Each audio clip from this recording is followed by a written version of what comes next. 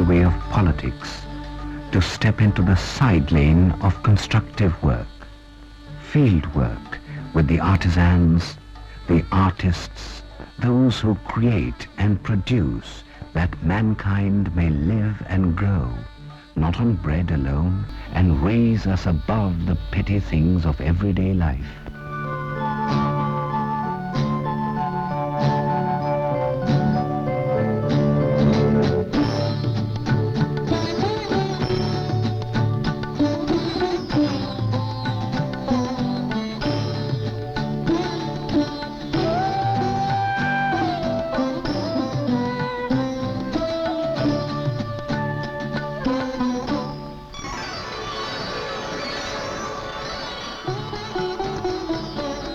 On the 3rd of April, 1903, in the picturesque little town of Mangalore, a child was born who was to leave her mark on the social, political, and cultural life of India.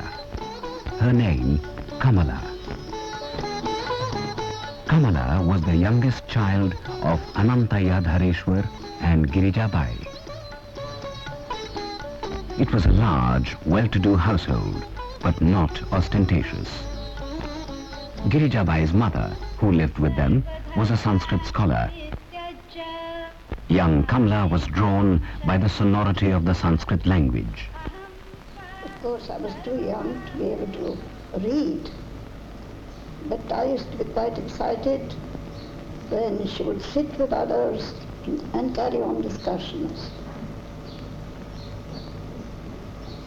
My mother also was very fond of books and reading, and we had a large collection of books.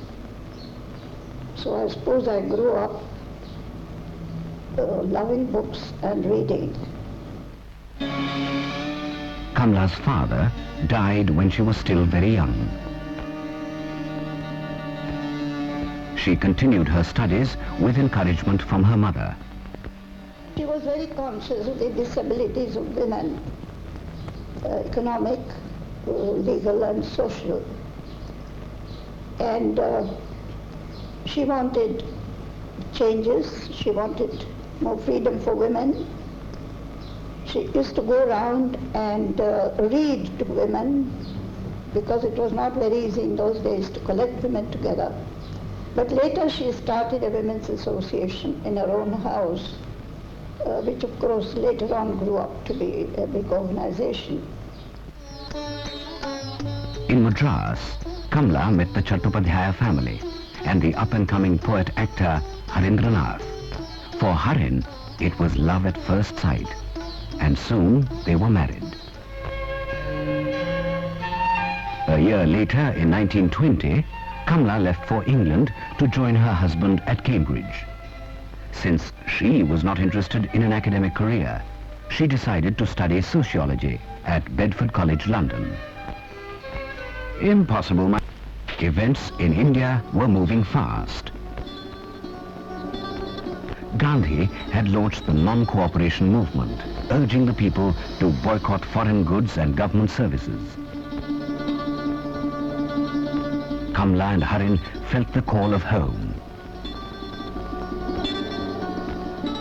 Back in India, the couple began to develop their plans for a theatre movement and toured the country to present their productions. Kamala's interest in acting led her to films and encouraged other women to take to the performing arts. However, as the freedom struggle gathered momentum, Kamaladevi was drawn into the center of it. Under Gandhiji's influence, she learnt to spin and weave. She was fascinated by India's traditional arts and crafts. Another major influence was that of Margaret Cousins, a family friend. Margaret Cousins actually was much more than a friend. I may say she was my guru, under whom I learnt to do public work. She was the one who encouraged and gave me the guidelines and persuaded me also to take up the secretaryship of the All India Women's Conference when it was first established. She guided and helped me. She laid down what might call the norms and the guidelines for public activities, which were of great help. Actually, my first association with political activity began with the volunteer movement. I enlisted as a volunteer just before the Belgaum Congress, 1924, and I pledged myself then that I would continue to work as a volunteer until India became free. About this time, Kamaladevi was elected General Secretary of the All India Women's Conference at Pune. It was the beginning of a long association which brought her into contact with women from various backgrounds and gave her an insight into their lives and problems.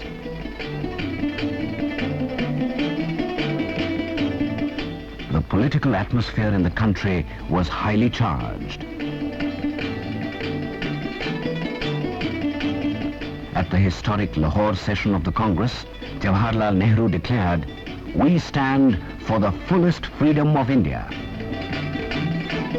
On the 12th of March 1930, Gandhiji started on his memorable march to Dandi to break the salt law.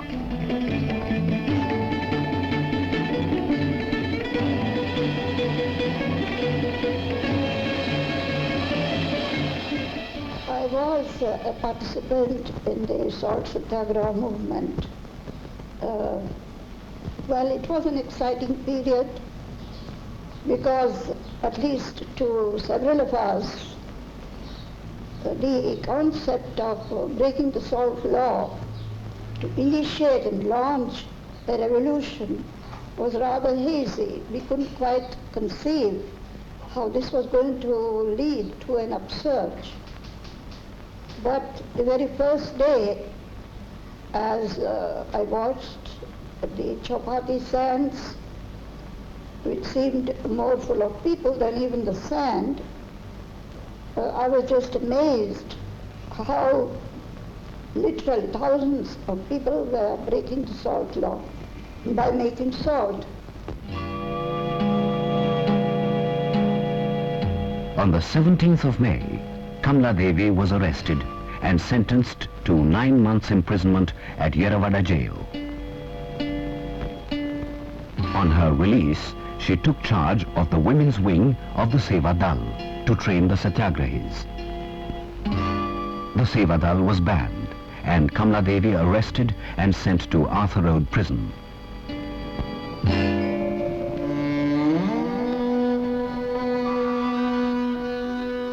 Another period of imprisonment in Vellore jail followed. It was solitary confinement for almost a year. The only thing I had asked for is they could let me stay out of the cell at night because it was unbearably hot. But they refused, and so I had to be locked up every night. When she came out of prison, the Socialist Party was being formed. She was one of its founder members. The contribution that the Socialist Party made was to give a stronger social and economic bias. We may say that these were also the principles that Gandhiji stood for. But we were a younger generation, equally influenced in a way by Marxism.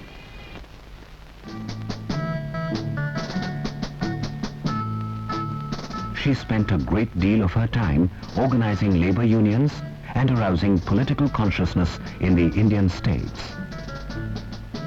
In 1942, launching the Quit India movement, Gandhiji said, "I want freedom immediately, this very night, before dawn if it can be had." The country seized with revolutionary fervor. Along with other national leaders, Kamaladevi was arrested.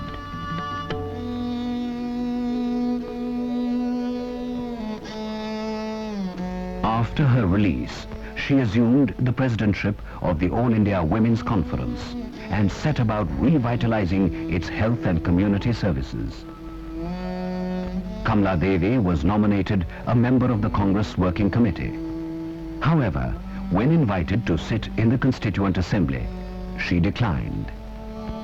I had never been interested in politics as a career. The political movement, because it was a freedom movement, had attracted me.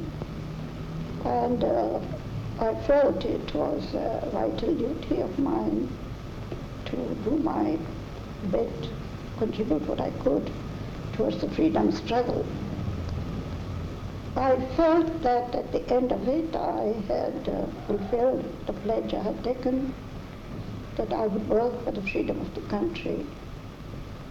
But after that, I couldn't take on politics as a career because that wasn't my vocation, it wasn't my medium of expression. There were other things which I felt were much more intimate and vital to my being. The country had been partitioned into two. Nearly 5.5 million refugees from West Pakistan poured into India. Kamaladevi took up rehabilitation work. "You are a proud people," she told them. "You do not want to live on a government dole." 14 miles from Delhi, in Chhattopadhyay, she started a unique experiment in cooperative farming, which was to set in motion a whole new movement.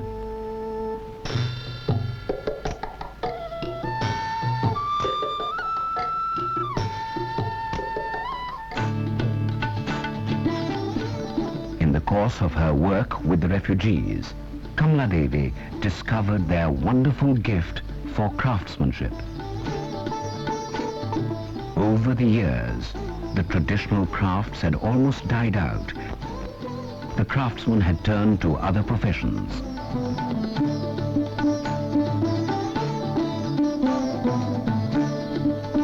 Kamaladevi traveled to remote corners of the country to meet them and encourage them to return to their old professions.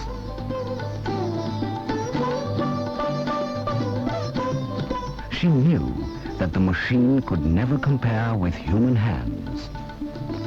It may give speed and uniformity, but it could not touch the article with creativity.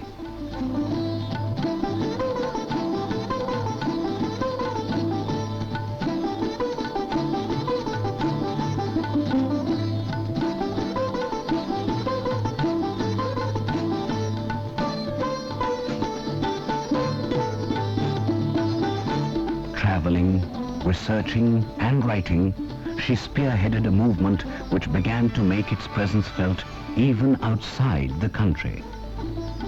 In due course, India was to make its own distinctive contribution to the world crafts movement.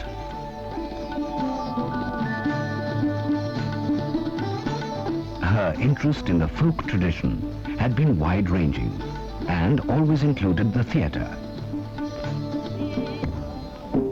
In an effort to revive its indigenous forms, she set up a theatre crafts workshop, Naika, near Delhi.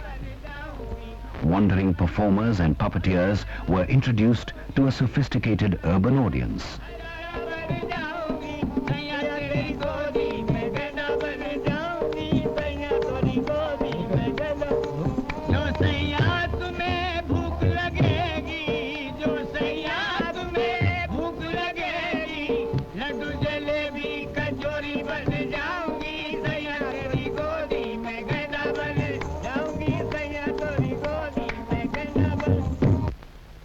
Folk theatre provided the only link with the classical Sanskrit theatre.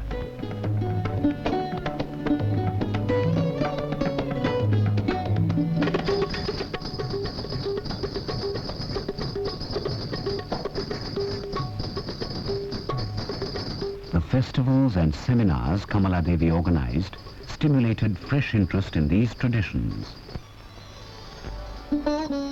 Kamaladevi's work attracted worldwide attention. She was much honored at home and abroad for illuminating so many areas of our life.